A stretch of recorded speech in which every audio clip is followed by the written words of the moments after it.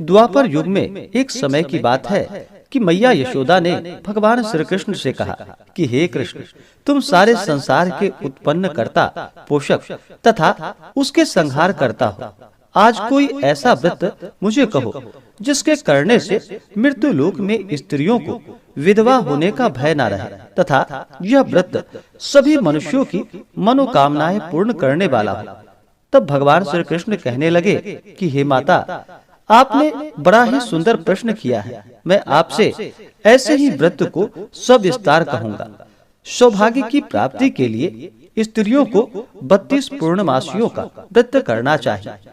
इस व्रत के करने से स्त्रियों को सौभाग्य संपत्ति मिलती है। यह व्रत अचल सौभाग्य को देने वाली एवं भगवान शिव के प्रति मनुष्य मात्र की भक्ति को बढ़ाने वाला है। यशोदा माता ने कहा कि हे कृष्ण, सर्वप्रथम इस व्रत को मृत्यु लोक में किसने किया था, इसके विषय में मुझे सविस्तार कहो।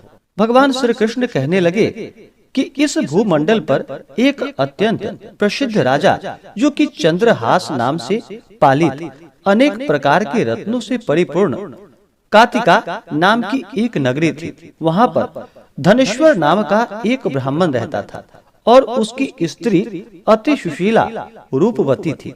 दोनों ही उस नगरी में बड़े ही प्रेम के साथ रहते थे। घर में धन धान्य आदि किसी भी वस्तु की कोई कमी नहीं थी। उनको एक बड़ा सा दुख था कि उनके पास उनकी कोई संतान नहीं थी। इस दुख से वह अत्यंत दुखी रहते थे। एक समय एक बड़ा तपस्वी योगी उस नगरी में आया। वह योगी उस ब्राह्मण के घर को छोड़कर अन्य सब घरों से भिक्षा लाकर भोजन किया करता था। रूपवती से वह भिक्षा नहीं लिया करता था। उस योगी ने एक दिन रूपवती से भिक्षा न लेकर किसी अन्य घर से भिक्षा लेकर गंगा किनारे जाकर भिक्षान्न को प्रेम पूर्वक खा रहा था कि धनेश्वर ने योगी का यह सब कार्य किसी प्रकार से देख लिया। अपने भिक्षा के अनादर से दुखी होकर धनेश्वर योगी से बोला कि हे महात्मन, आप सब घरों से भिक्षा लेते हैं, परंतु मेरे घर की भिक्षा कभी भी नहीं लेते। इसका क्या कारण है? योगी ने कहा कि निःसंतान के घर की भीख पतितों के अन्न के तुल्य होती है, और जो पतितों का अन्न खाता है वह भी पतित हो जाता है। चूंकि तुम निःसंतान हो, अतः पतित हो जाने के भय से मैं तुम्हारे घर की भिक्षा नहीं लेता हूँ। धनेश्वर यह बात सुनकर अपने मन में बहुत दुखी हुआ और हाथ जोड़कर योगी के पैरों में गिर पड़ा तथा अंतर्भाव से कहने लगा कि हे महाराज, यदि ऐसा है तो आप मुझको पुत्र प्राप्ति का उपाय बतलाइए। आप सर्वज्ञ हैं, मुझ पर अवश्य ही कृपा कीजिए। धन की मेरे घर में कोई कमी नहीं, परंतु मैं पुत्र न होने के कारण अत्यंत दुखी हूँ। आप मेरे इस दुख का हरण करें। आप सामर्थ्यवान हैं। यह सुनकर योगी कहने लगे कि हे ब्राह्मण, तुम चंडी की आराधना करो। घर आकर उसने अपने स्त्री से सब वृतांत कहा और स्वयं तप के निमित्त वन में चला गया। वन में जाकर उसने चंडी देवी की उपासना की और उपवास किया। चंडी ने 16वें दिन उसको स्वप्न में दर्शन दिया और कहा कि हे धनेश्वर, जा, तेरा पुत्र होगा, परंतु वह 16 वर्ष की आयु में ही मृत्यु को प्राप्त हो जाएगा। यदि तुम दोनों स्त्री पुरुष 32 पूर्णमासियों का व्रत विधि पूर्वक करोगे तो वह दीर्घायु होगा। जितनी तुम्हारी सामर्थ्य हो, आटे के दिए बनाकर शिव जी का पूजन करना, परंतु पूर्णमासी को 32 जो जानी चाहिए। प्रातः काल होने पर इस स्थान के समीप ही तुम्हें एक आम का वृक्ष दिखाई देगा। उस पर तुम चढ़कर एक फल तोड़कर शीघ्र अपने घर चले जाना। अपनी स्त्री से सब वृतांत कहना। ऋतु स्नान के पश्चात वह स्वच्छ होकर भगवान शंकर जी का ध्यान करके उस फल को खा लेगी। तब शंकर भगवान की कृपा से उसको गर्भ हो जाएगा। जब वह ब्राह्मण प्रातः काल उठा तो उसने उस स्थान के पास ही एक आम का वृक्ष देखा, जिस पर एक अत्यंत सुंदर आम का फल लगा हुआ था। उस ब्राह्मण ने उस आम के वृक्ष पे चढ़कर उस फल को तोड़ने का प्रयत्न किया, परंतु वृक्ष पर कई बार प्रयत्न करने पर भी वह न चढ़ पाया। तब तो उस ब्राह्मण को बहुत चिंता हुई और विघ्न विनाशक भगवान श्री गणेश जी की वंदना करने लगा। हे दयानिधे, अपने भक्तों को विघ्नों का आप नाश करने वाले हैं, उनके मंगल कार्यों को पूर्ण करने वाले हैं, दुष्टों का नाश करने वाले हैं, रिद्धि सिद्धि देने वाले। आप मुझ पर कृपा करके इतना बल दे कि मैं अपने मनोरथ को पूर्ण कर सकूं। इस प्रकार गणेश जी की प्रार्थना करने पर उनकी कृपा से धनेश्वर वृक्ष पर चढ़ गया और उसने एक अति सुंदर आम का फल देखा। उसने विचार किया कि जो वरदान से फल मिला है वह यह है और कोई फल दिखाई नहीं देता। उस धनेश्वर ब्राह्मण ने जल्दी से उस फल को तोड़कर अपनी स्त्री को लाकर दे दिया और उसकी स्त्री ने अपनी पति के कथा के अनुसार उस फल को खा लिया और वह गर्भवती हो गई। देवी जी की असीम कृपा से उसे एक अत्यंत सुंदर पुत्र उत्पन्न हुआ, जिसका नाम उन्होंने देवी दास रखा। माता पिता के हर्ष और शोक के साथ साथ वह बालक शुक्ल पक्ष के चंद्रमा की भांति अपने पिता के घर में बढ़ने लगा। भवानी की कृपा से वह बालक बहुत ही सुंदर, सुशील और विद्या पढ़ने में बहुत ही निपुण हो गया। दुर्गा जी की आज्ञा अनुसार उसकी माता ने 32 पूर्णमासी का व्रत रखना प्रारंभ कर दिया, जिससे उसका पुत्र बड़ी आयु वाला हो जाए। 16वां वर्ष लगते ही देवी दास के माता पिता को बड़ी चिंता हो गई कि कहीं उसके पुत्र की इस वर्ष मृत्यु ना हो जाए। इसलिए उन्होंने अपने मन में विचार किया कि यदि यह दुर्घटना उसके सामने हो गई तो वह कैसे सहन करेगा। अस्तु उन्होंने देवी दास के मामा को बुलवाया और कहा कि हमारी इच्छा है कि देवी दास 1 वर्ष तक काशी में जाकर विद्या अध्ययन करे और उसको अकेला भी नहीं छोड़ना चाहिए। इसलिए साथ में तुम चले जाओ और 1 वर्ष के पश्चात इसको वापस लौटा लाना। सब प्रबंध करके उसके माता पिता ने काशी जाने के लिए देवीदास को एक घोड़े पर बैठाकर उसके मामा को उसके साथ भेज दिया। किंतु यह बात उसके मामा या किसी और को कहीं पता नहीं थी। धनेश्वर ने सपत्नीक अपने पुत्र की मंगल कामना तथा दीर्घायु के लिए भगवती दुर्गा की आराधना और पूर्णमासियों का व्रत करना आरंभ कर दिया। इस प्रकार बराबर 32 पूर्णमासी का व्रत पूर्ण किया। कुछ समय के पश्चात एक दिन वह दोनों मामा और भांजा मार्ग में रात्रि बिताने के लिए किसी ग्राम में ठहरे हुए थे।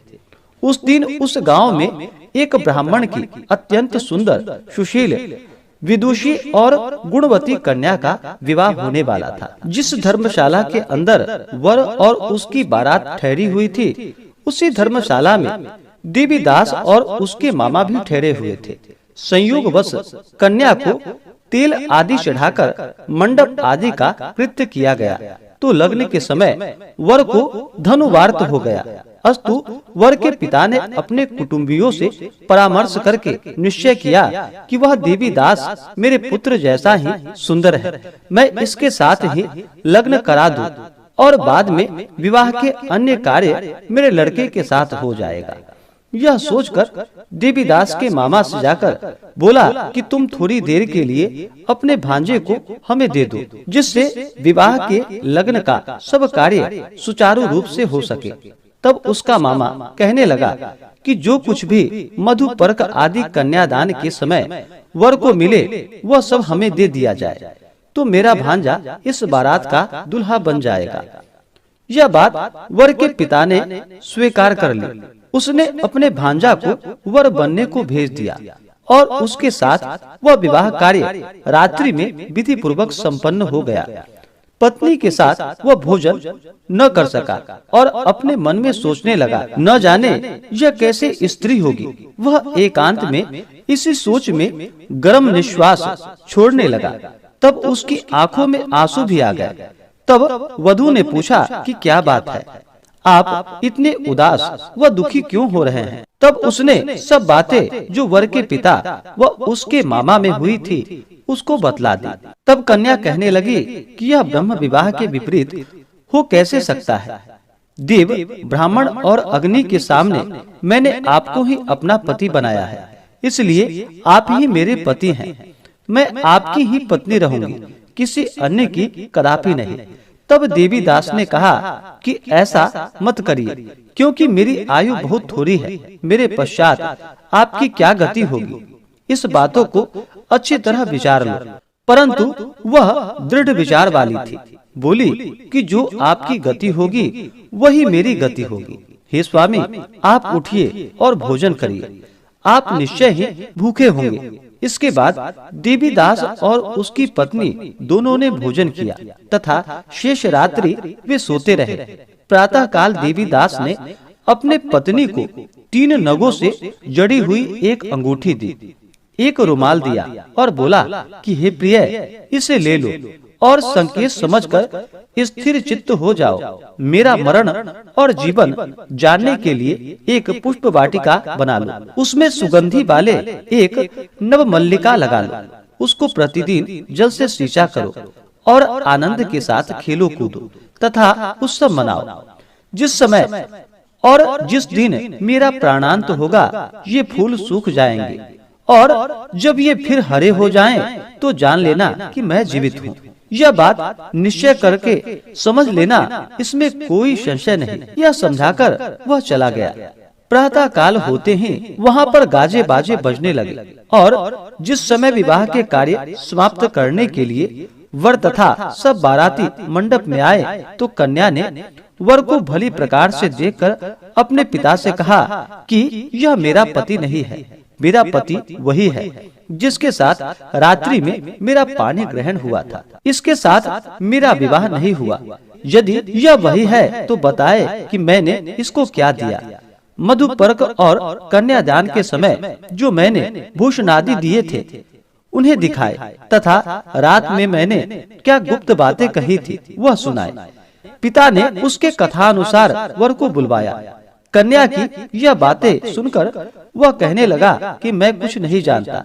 इसके पश्चात लज्जित होकर वह अपना सा मुंह लेकर वहां से चला गया और सारी बारात भी अपमानित होकर वहां से लौट गई। भगवान श्री कृष्ण बोले कि हे माता, इस प्रकार देवीदास काशी विद्या अध्ययन के लिए चला गया। जब कुछ समय बीत गया तो काल से प्रेरित होकर एक सर्प रात्रि के समय उसको डसने के लिए वहां पर आया। उस विषधर के प्रभाव से उसके शयन का स्थान चारों ओर से विष की ज्वाला से विषैली हो गई, परंतु वृत्रराज के प्रभाव से उसको काट नहीं पाया, क्योंकि पहले ही उसकी माता ने 32 पूर्णमासी का व्रत कर रखा था।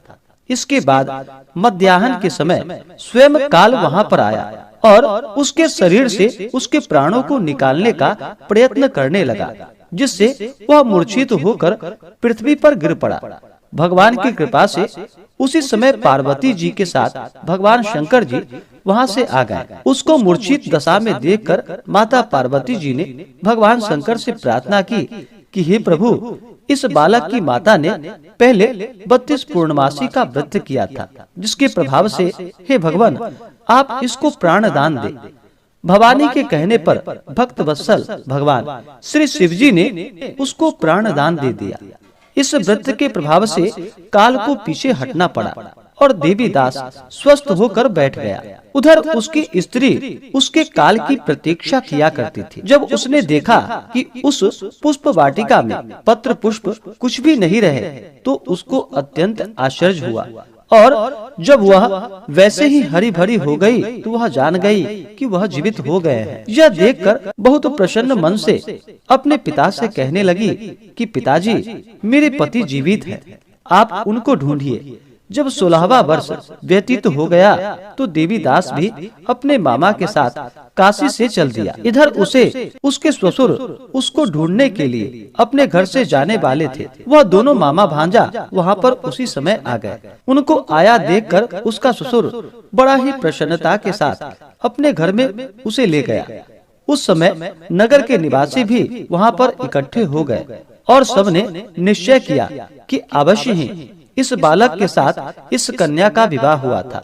उस बालक को जब कन्या ने देखा तो वह पहचान ली और कहा कि यह तो वही है जो संकेत करके गए थे। तदुपरांत सभी कहने लगे कि भला हुआ जो यह आ गया, और सब नगरवासी ने आनंद मनाया। कुछ दिन के बाद देवीदास अपनी पत्नी और मामा के साथ अपने ससुर के घर से बहुत सा उपहार आदि लेकर अपने घर के लिए प्रस्थान किया। जब वह अपने गांव के निकट आ गया तो कई लोगों ने उसको देखकर उसके माता पिता को पहले ही जाकर सारी खबर बता दी। तुम्हारा पुत्र देवीदास अपनी पत्नी और मामा के सहित आ रहा है। ऐसा समाचार सुनकर पहले तो उन्हें विश्वास ही नहीं हुआ, किंतु जब और लोगों ने भी आकर उनकी बात का समर्थन किया तो उनको बड़ा आश्चर्य हुआ। लेकिन थोड़ी देर में ही देवीदास ने आकर अपने माता पिता के चरणों में अपना सिर रखकर उन्हें प्रणाम किया, और उसकी पत्नी ने अपने सास व ससुर के चरणों को स्पर्श किए। तो माता पिता ने अपने पुत्र और पुत्र वधू को अपने हृदय से लगा लिया और दोनों की आंखों में प्रेमाश्रु बहने लगे।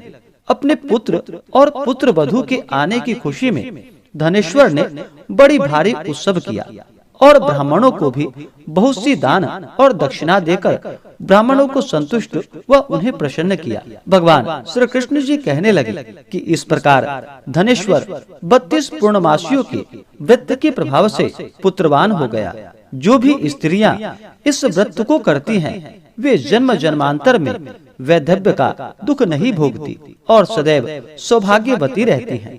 यह मेरा वचन है, इसमें कोई भी संदेह नहीं है। यह व्रत पुत्र पौत्रों को देने वाला तथा संपूर्ण मनोकामनाओं को पूर्ण करने वाला है। 32 पूर्णमासियों के व्रत करने से व्रती की सभी इच्छाएं भगवान शिव जी की कृपा से पूर्ण हो जाती हैं। तो बोलिए प्रेम से भगवान भोलेनाथ की जय, माता पार्वती की जय, भगवान लक्ष्मी नारायण की जय।